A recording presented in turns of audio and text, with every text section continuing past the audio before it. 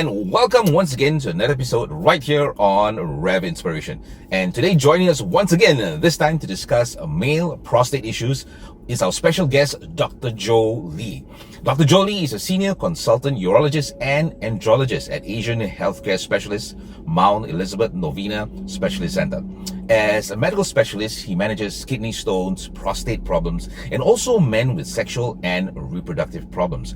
And today he's here to discuss prostate issues in men. We had some questions fielded to us in the episode, and Dr. Joe is here to help us shed some light on those questions. And once again, a very warm welcome to Dr. Joe. Thank you so much for joining us, Dr. Joe. Hello, everybody. Hi, Renee. Thanks for having me. Nice to see you again. It's a pleasure to have you back on our show. You know, the last time we were here, we kind of just touched base on some of the medical issues and some of the stuff that we were going to discuss. And surprisingly enough, when I put out that the feeler about today's episode, we had a whole bunch of questions from different people asking us, questions about prostate problems. That's great. Yeah. And I had a friend of mine who happened to be in my banking industry as well. And when he saw the episode, he is basically retired right now, enjoying his life, being sporty as always. And we had a gathering, and now he kind of mentioned to me that, hey, Rennie, I keep going to the toilet a lot of times, and that's really bothering him.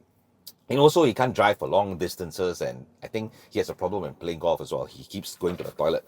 So he's asking me, hey, Rennie, could that be a problem with his prostate? So I said, okay, let me see if I can bring that question to Dr. Joe. So, Dr. Joe, what are your thoughts on that one? Yeah, Rennie, how old is your friend? He's about in his early 50s, if I'm not mistaken. Yeah, he's in his early 50s. Okay, so sounds like he's in the age group whereby he's likely to have prostate issues. Okay. Yeah. By the way, do you know where is the prostate? Yeah, good question. I think I do, but I think for people out there who might be more curious, where is the prostate? Yeah, but anyway, just for information, right? The prostate is considered a sex organ. Right. Okay. It's found just below the bladder. Okay. So urine have to pass through this prostate before it can be peed out, right? Okay. So this gland itself, in the younger days, basically it just produces fluid to nourish the sperm. Okay. But as one gets older, I think the need to have children and all that goes down. But the need for the prostate goes down, but the prostate gland is still there, so it starts to get bigger and bigger. Okay. And as a result of that, it causes these urinary problems. Right. Mainly because the fact is that as the prostate gets bigger, it's sort of like squeezes the urinary tract, whereby the urine is coming out. So I think what your friend is experiencing sounds to me very much like urgency and frequency. Means that if he feels the need to go, he got to go, and he probably has to go quite frequently, right?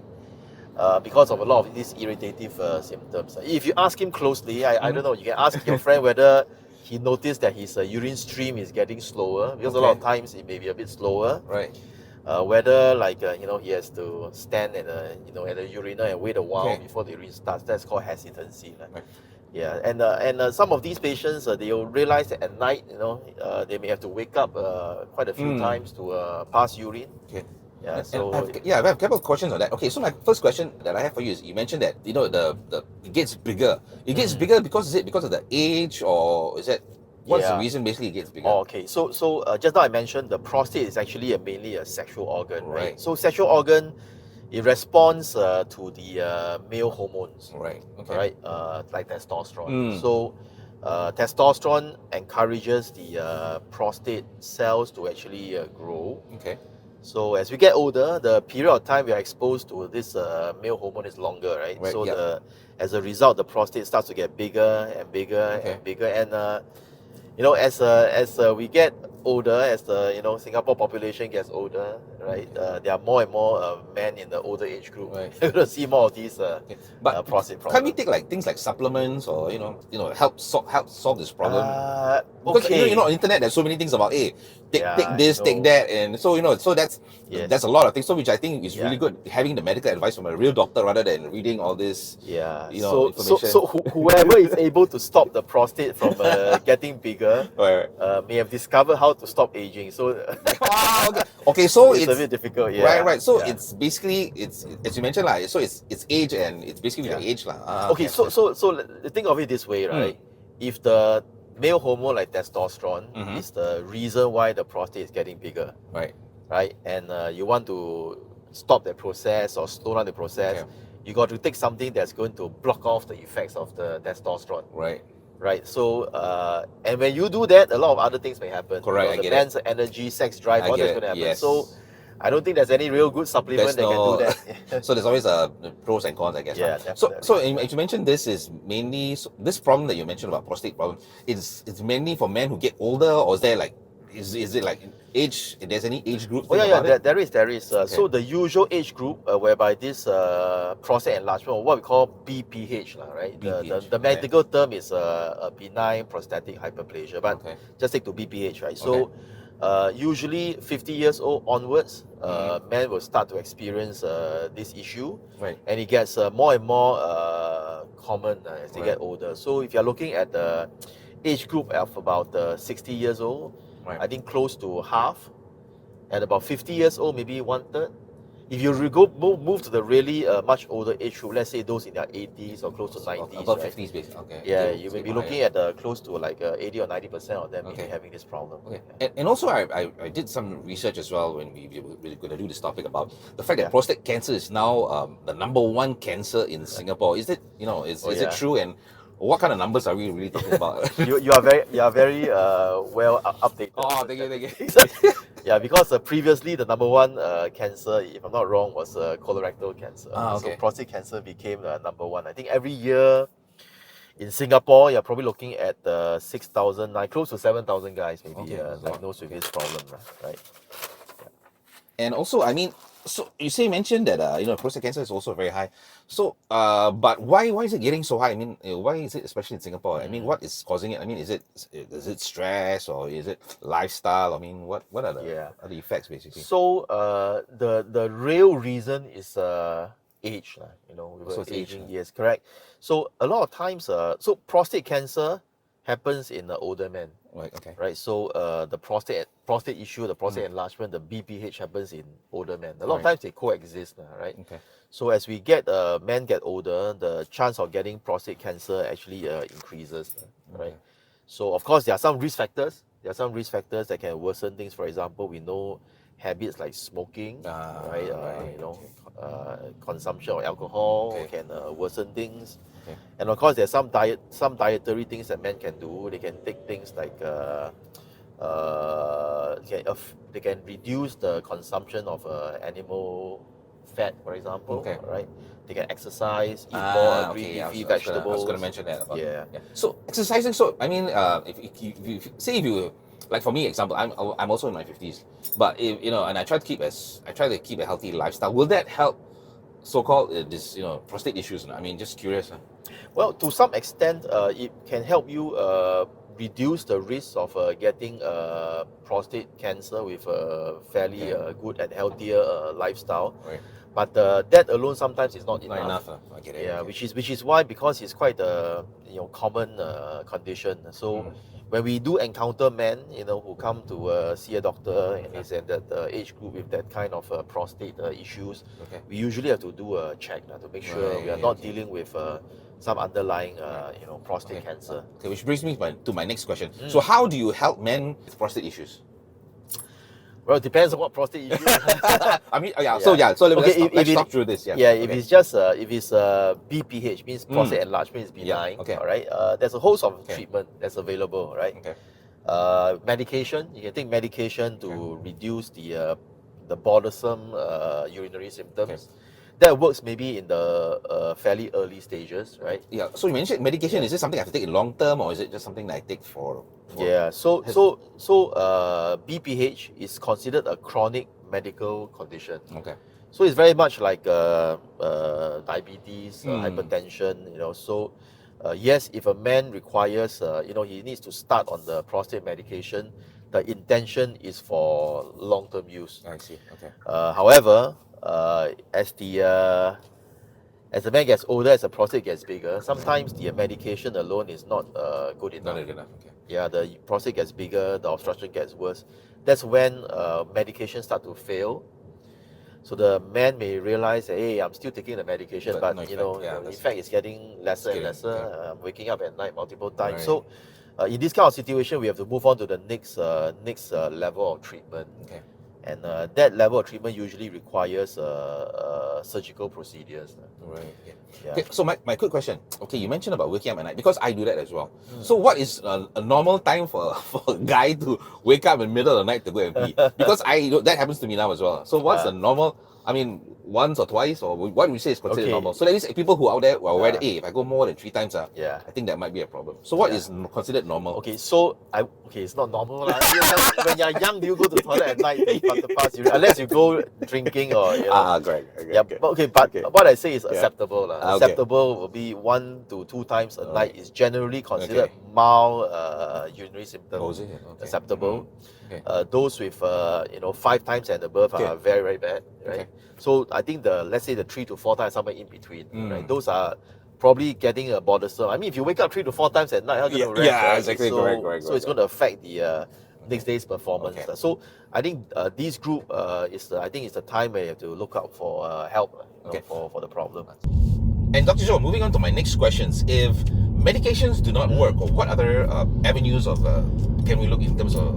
Okay, so I mean for prostate enlargement, medications only work in the early stages. Those who have continued to have problems, they will have to consider surgery. And there's a different kinds of surgery. There's the traditional, what we call the TRP surgery, whereby we use look to trim off the prostate that's causing blockage. But nowadays, there's a lot of new therapies, what we call minimally invasive surgical therapy, whereby it's like it's the day surgery. There's a different versions of it. There's a vapor therapy. There's a therapy to put implants to just open up the prostate channel. So a lot of options nowadays. And my question is, I guess everybody's going to be wondering, if I have a prostate, this prostate issue, is it like, the end of the world for me, or how, because I mean, people will be very depressed, once they hear that they have this issue. So what's your thoughts on this? So I think the fortunate thing is that for prostate cancer, because it's common, so over the years, there's been a lot of research and work put into coming out with different treatment for it. So if there's prostate cancer, of course, one possible way is to do a robotic surgery to remove the prostate cancer as a whole. Wow. There are also other therapies such as radiotherapy, where you use radiation to try to kill the cells, contain and kill off the cancer cells. And very interestingly, recently you may have heard about this proton beam therapy. Yeah, correct. So it's another way to treat prostate cancer. The other treatment that's up and coming is a focal therapy of the prostate cancer, whereby energy sources are used to target the areas where the prostate cancer are, and then kill off the cells. So I guess this question is basically related to not only myself, but everybody out there as well. If now my prostate is okay, and I want to make it stay that way, is there anything I can do to make it, maintain that? Okay, you cannot fight aging. But as I mentioned, there are some things you can do. Smokers, cut down smoking, drink less of any alcohol, exercise regularly, and have a healthy diet that is there's a rich in fruits, vegetables, less animal fat. Actually, antioxidants, right? Antioxidants like lycopene, which you find in tomatoes, right? Have been shown in some studies to actually be beneficial in terms of reducing growth of these prostate cancer cells. And then I think some of these vegetables like broccoli, cauliflower, they have been shown to contain compounds that are beneficial as well, that they can protect the man. But one interesting point. Yes. Okay, there's a study I came across very, very interesting. It shows that increased sexual activity. Wow! I think everybody is happy to hear that. When you say that, everybody is so happy to hear that. I mean, okay, so but I think there's some reasons behind it. I mean, there's a study that proves it, right? Shows that a man who ejaculate very homosexually active, often, quite active. Let's say they are ejaculating, let's say 20 times or more in a month. Wow, that's like. Versus a man who ejaculates maybe 4 times to 7 times a month. Okay. his risk of having prostate cancer actually goes down by up to 30%. Wow. Okay, guys, you heard that from Dr. Joe, not from me. I didn't. Dr. Joe has come out with official. So no, so now there's good reason. You see, yes. Let's say your partner, Correct, is willing. You say you're helping me. Yes, and you're also helping the Singapore economy by increasing the birth rate. So that's really that's interesting. Okay. And my last question with Dr. Joe is, what are some indications or maybe early warning signs that we can look out for to identify that there might be a prostate issue? Yeah. So the thing, if the problems that we can observe in the urine can be a few. Number one, you may notice that the urination is getting more difficult, uncomfortable. You got to strain a lot, or after you pass urine, you feel like there's still some urine left behind. Right. Some of these symptoms. The other possible symptoms could be blood in the urine. Now, if it's just a small amount of blood, you probably need to do a test. We call it microscopic. You need to do a urine test at the clinic, and they'll say, okay, that we see microscopic amount of blood. If you're able to see it visibly, means the pee has occasional like white streaks or blood clots, then that's more serious. Of course, some men may notice that they have blood in their semen. Right. Yeah. After ejaculate, they realize, oh, how come there's blood streaks there? Now, these are some of the possible symptoms, and in the later stages, let's say of prostate cancer, when the prostate cancer cells has spread to other parts of the body, especially the bone, right? The person may start to have bone pain, aches in the pain in the back or other areas like the ribs. But the fact is, none of us really want to wait until that stage, to be diagnosed. So you notice that in Singapore, a lot of the men, right, when they were diagnosed with prostate cancer, it is actually at the early stage, whereby they don't have symptoms yet. Right. We use a blood test called the PSA. The PSA is a substance produced by the prostate cells. Prostate cancer cells tend to produce a lot more of it.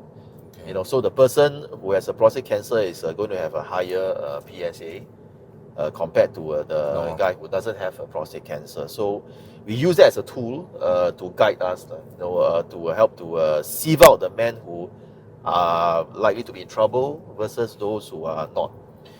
And but this blood test alone is again not accurate enough. You gotta get more. Correct. So the next thing that is sometimes I would say sometimes, most of the time we'll do is to get the MRI of the prostate, the scan of the prostate, and from there see whether on the scan there's any suspicious area. If there is, the next thing to do is a biopsy. Do a biopsy to diagnose it so that the man can get some help.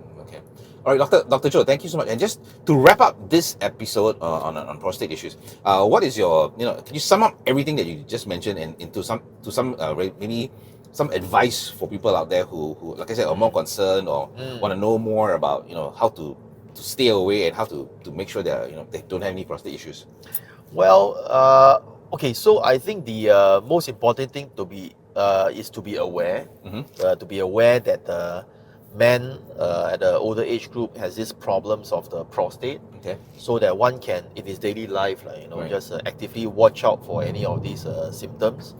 For those who do a regular health screening, usually they need to let their doctors know, if they have any of these symptoms, and do a blood test like the PSA to check to make sure it's okay. Is helpful. So most of the time, there is this misconception. As I get older, I'm going to get urinary problems, and that's okay. Correct. Yeah. The fact is, it's not really okay. It does happen very often, but to leave it alone means you're putting ourselves at risk. Exactly. All right. Okay. And with that, Dr. Joe, I want to thank you so much again for joining us here on Revv Inspiration and really giving us a very insightful, really in depth, I would say, information about prostate issues and everything else. So, on our very next episode, Dr. Joe was once again going to be joining us, and this time around, he's going to be discussing male sexual dysfunction and also erectile dysfunction and premature ejaculation. Okay, so don't be embarrassed about dropping us your questions. Dr. Joe is here to, try to answer them as best as he can. And also on behalf of Dr. Joe and myself, we want to say thank you so much for for joining us right here on this episode.